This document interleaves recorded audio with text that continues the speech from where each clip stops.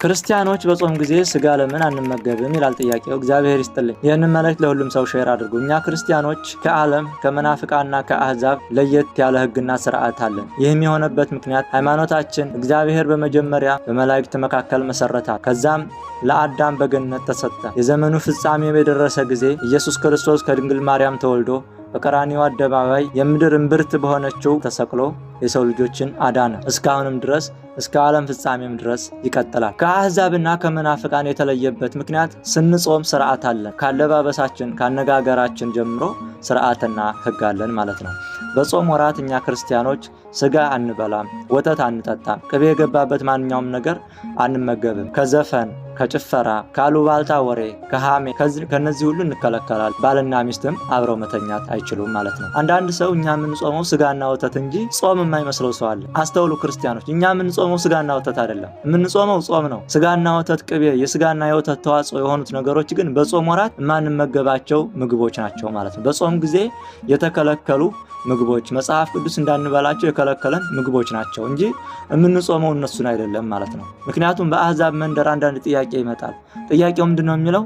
ክርስቲያኖች እኮ የሚጾሙት ስጋና ወተት ነው እንጂ ሌላውን ችግር የለባቸውም ይላሉ። ውሃ ይጠጣሉ፣ እነሆ ቂጣ ይበላሉ፣ እንጀራ በወጥ ይበላሉ፣ ስጋና ወተት ብቻ ነው የሚከለከሉት። ይሄማ ምን ችግር አለው ይሉናል። እንደዛ የሚያስብ ሰው ግን የተሳሳተ ሐሳብ ነው። እንደዛ አይደለም። እኛ የምንጾመው ስጋና ወተትን አይደለም። ስጋና ወተት በጾም ወራት ማንመገባቸው ምግቦች ናቸው ማለት ነው። ማንመገባቸው ለምንድን ነው? መጽሐፍ ቅዱስ ስለነሱ ምን ይላል ስንል በመዝሙረ ዳዊት ምዕራፍ 108 ቁጥር 24 ላይ እንዲህ ተብሎ ተጽፏል።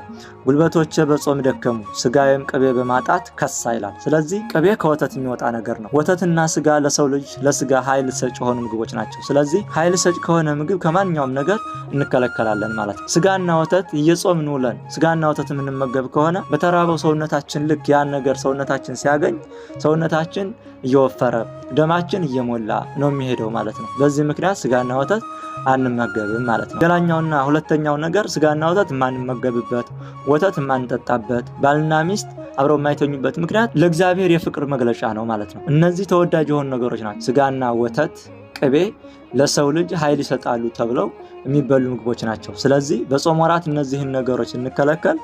ለምንወደው አምላክ ስንል የምንወደውን ነገር እንኳን እየተውን እንደሆነ እንገልጻለን ማለት ነው። ባልና ሚስት አብረው የማይተኙበት ምክንያት ደግሞ ኃጢአት ሆኖ አይደለም። ነገር ግን በጾም ወራት ስጋና ወተት ቅቤ እንዲሁም ባልና ሚስት አብረው ከመተኛት የምንከለከልበት ምክንያት የምንወደውን ነገር ለምንወደው አምላካችን መተዋችንን ለማሳየት ነው ማለት ነው። 3 ደቂቅ በመጽሐፍ ቅዱስ በትንቢተ ዳንኤል ስናነብ ቆሎ ነበር የሚመገቡት ማለት ነው። ስለዚህ ክርስቲያን በጾም ሰዓት እንጀራ በጨው ቂጣ በጨው ከተቻለ ማለት ነው የሚመገበው ቆሎ ነገር ነው የሚመገበው።